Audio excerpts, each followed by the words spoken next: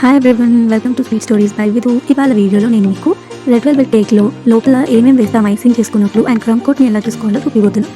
So నేను pick చేసుకున్న క్రీమ్లోకి Amul cream అయితే వేస్తున్నాను, చీజ్ క్రీమ్ ఇది. సో దీన్ని ఒక 2 to 3 టేబుల్ స్పూన్స్ వరకు వేసుకోవాలి. వేసుకొని మొత్తం క్రీమ్లోకి మిక్స్ చేసేసుకోవాలి.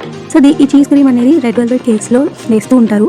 సో అంటే కస్టమైజేషన్ బట్టి అన్నమాట యాడ్ చేసుకోవచ్చు. నేను పక్కన పెట్టేసుకున్నాను మిక్స్ చేసి. ఇప్పుడు కేక్ బోర్డ్ మీద కొంచెం విప్పింగ్ క్రీమ్ రాసుకున్నాను కేక్ కదిలిపోకుండా ఉండడానికి. So next sugar water mix చేసేసుకొని కేక్ చుట్టూనే వేసుకోవాలి. సో మన కేక్ని మాయిస్ట్గా రావడానికి, సాఫ్ట్గా రావడానికి ఈ షుగర్ వాటర్ చాలా హెల్ప్ అవుతుంది. సో మంచిగా అబ్జర్వ్ చేసుకునేలాగా వేసుకొని మరి ఎక్కువ కూడా వేసేయకూడదు, గట్టిగా అయిపోతుంది. సో ఇప్పుడు నేను విప్పింగ్ క్రీమ్ని యాడ్ చేస్తున్నాను. సో రిమెంబర్, మన విప్పింగ్ క్రీమ్ ఎప్పుడు కూడా చల్లగానే ఉండాలి, కరిగిపోకూడదు, స్టిఫ్ పీక్స్లోనే ఉండాలి. అండ్ ఇది క్రమ్ కోట్ మాత్రమే కాబట్టి థిన్ లేయర్ని అప్లై చేసుకుంటాం మనం లోపల లేయర్స్లో. ఇప్పుడు నేను వైట్ కాంపౌండ్ని మెల్ట్ చేశాను, వైట్ చాక్లెట్ కాంపౌండ్ని. అది మనం దీంట్లోకి వేసుకుంటాం. సో ఆప్షనల్, ఇది వేసుకోవచ్చు, లేదంటే మనం చాకో చిప్స్ వేసుకోవచ్చు, ఆర్ రెండు కలిపి వేసుకోవచ్చు. నేను ఇక్కడ టేస్ట్ చాలా బాగుండడం కోసం రెండు కలిపి వేసాను. సో ఇలా choco chips and milk chocolate కాంపౌండ్ని యాడ్ చేసుకో.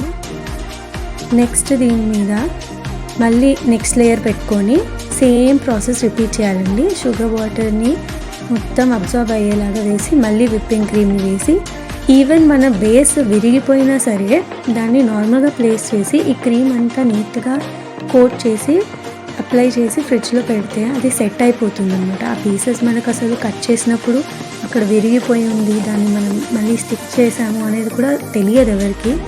సో అవుతూ ఉంటాయి, బ్రేక్ అవుతూ ఉంటాయి కేక్స్, నో వరీ, అది ఆటోమేటిక్గా క్రీమ్కి సెట్ అయిపోతుంది ఆ చల్లదనం వల్ల అండ్ ఆ క్రీమ్ వల్ల.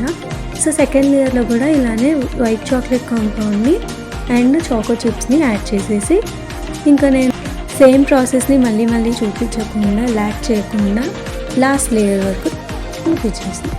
సో లాస్ట్ లేయర్ మీద మనము ఎటువంటి మళ్ళీ మిల్క్ కాంపౌండ్ కానీ అవి ఏం వేయము, బికాజ్ అది లాస్ట్ లేయర్ కదా, పై లేయర్ కాబట్టి. సో దాని మీద నార్మల్గా క్రీమ్ రాసేసుకుంటున్నాను.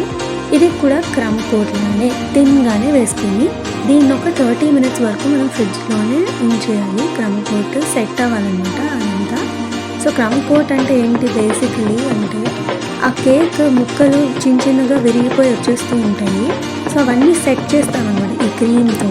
ఫ్రిడ్జ్లో పెట్టుకోవాలి, నార్మల్ ఫ్రిడ్జ్లోనే. అలా పెట్టినప్పుడు సెట్ అయిపోతుంది. ఇప్పుడు 30 minutes తర్వాత క్రమ్ కోట్ అయిపోయిన కేక్ మీద నేను ఫైనల్ ఫినిషింగ్ ఇస్తాను. సో కస్టమర్ నాకు ఫ్రోజన్ థీమ్లో రోజెస్ కావాలి అన్న కేక్ చుట్టూ. సో అందుకని మొత్తం రోజెస్ వేసేసి ఇలాంటి ఫుల్గా కలర్ చేసే కేక్స్కి క్రమ్ కోట్ మాత్రం సరిపోతుంది.